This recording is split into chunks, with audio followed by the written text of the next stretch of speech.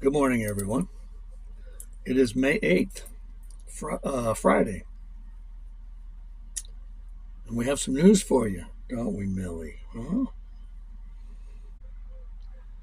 The White House press secretary, 28 years old, announced the birth of her daughter, Viviana, or Vivi, with husband Nicholas Rico, 60 years old. Sharing the news in an Instagram post on Thursday, May 7. Quote, "She is perfect and healthy, and her 1.5-year-old brother, nicknamed Nico, is joyfully adjusting to life with his new baby sister.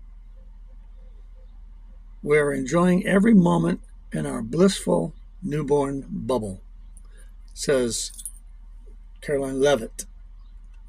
So, God bless you both. That's great. Oh, two planes come within 500 feet of each other while approaching JFK Airport in the latest close call. There's a lot of close calls, a lot of scary stuff happening with travel. You know, the cruise ship and the hantavirus stuff, airplane near misses. It's, I watch some websites where they're pretty radical, and they're saying that Agenda 2030, they don't want us traveling. So they're thinking that they're trying to scare us out of traveling by all these close calls and things like that, and the diseases on ships and all that stuff. You okay? Are you okay? Huh? The Islamic group holding the Muslim-only event at the taxpayer-funded water park. You want down? You can go down if you want. The Islamic group holding the Muslim-only event at the taxpayer-funded water park may have the event canceled. Matter of fact, I've heard it was canceled since writing this. With pressure from Governor Abbott, a letter to the mayor from the governor states the city is in breach of contract with the state for the monies they receive from the state will be jeopardized in the future, as this is religious discrimination. So evidently our governor here in Texas is getting a little fed up with these Islamic illegalities, maybe. So that's good. That's good. We shouldn't allow this. No religious discrimination should happen. I don't care what religion you are. We should all be inviting and welcoming. An interesting post from Mike Adams on his Brighteon website. Now, Mike Adams, if you haven't heard of him, he's would be considered extremist. But I appreciate a lot of the things he has to say. And when you think about current events, a lot of it adds up. So I don't know. I'm not saying any of this is true. This is off of his site. I have an especially disturbing analysis for you today about why there are thousands of data centers being constructed at seemingly any cost all across the planet. If you look at a map of America, and they have the data centers, little dots in each state, and there's a bunch of dots. There are so many data centers already, and they're still expanding and building more.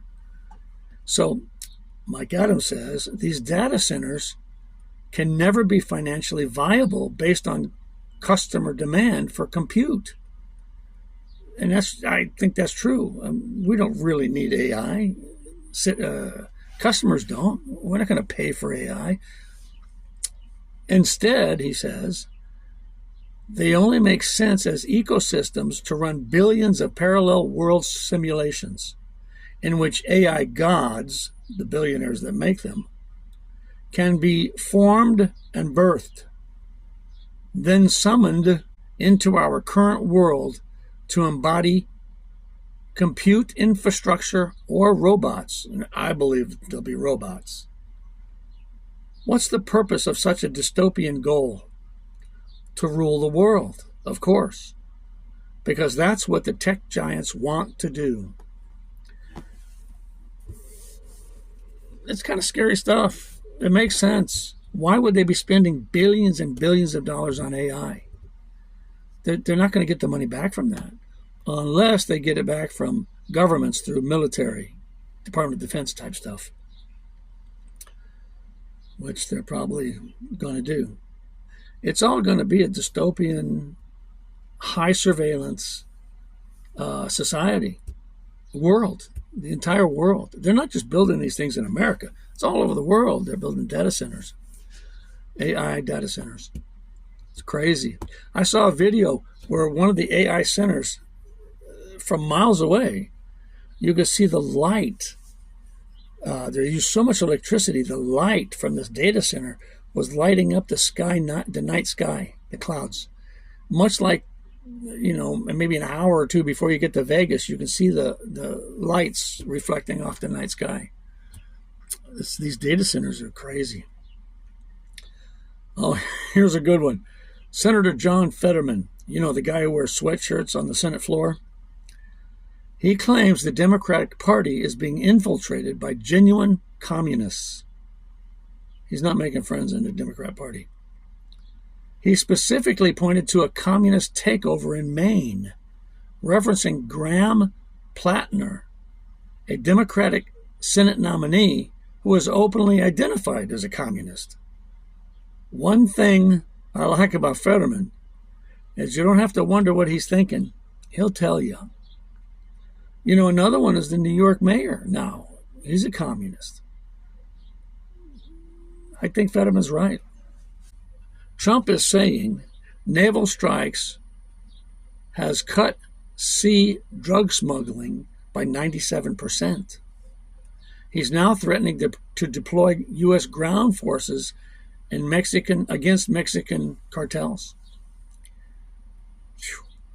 Man, it's a changing world, I'll tell you. You are not getting what you're paying for.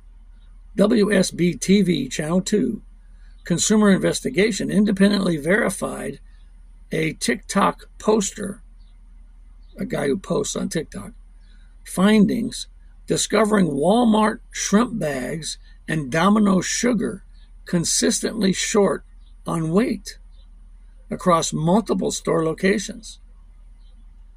Both an ethical and legal violation. Stores are misrepresenting what they're selling. I've heard that too. I've seen videos on guys who go in and buy steaks or meat, chicken, whatever, and it has a weight on it. And then they weigh it, and it's less than what says on the package. So, and these are big stores. I mean, if they do that with millions of packages that they sell, they're making a lot of money. A little cheat here, a little cheat there. I don't know if I haven't verified it. I did weigh one thing that I bought at Walmart, and it was correct. So I don't know about this. Although that Channel 2 News, they verified it. They went and weighed, so maybe it's true. A runner has died while competing in a 250-mile ultra marathon across Arizona. I guess if you wanted to die, that would be a way to do it. 250 miles across Arizona. Whew. Officials said U.S. strikes on Iran's Qeshm port, Bandar Abbas, and Bandar Kargan did not signal a restart of the war or end of the ceasefire. So we can strike their ports. I'm not sure what the word strike means. It seems like fire upon. So if we fire upon their ports, but we're still maintaining a ceasefire, I'm not sure I understand that. These politicians get pretty technical. Here's a good one. The Chinese, this is good for RVers because we're into batteries and solar systems and stuff. The Chinese are working on an aqueous battery, which is actually a water battery.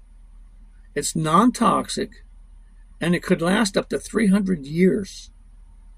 And disposal is fine for the environment. If this is true, this invention ought to change the world. What an amazing invention. The U.S. State Department will begin revoking passports today. Americans who owe $100,000 or more in child support will lose their passport. This will impact 2,700 people. That's interesting. And that's the news for today. I wish Millie was here to say goodbye to you, but she's busy. So I'll say goodbye. Have a happy Friday and a great weekend. God bless you all. I want to say goodbye. Goodbye. See you guys later. Bye. See ya. Bye.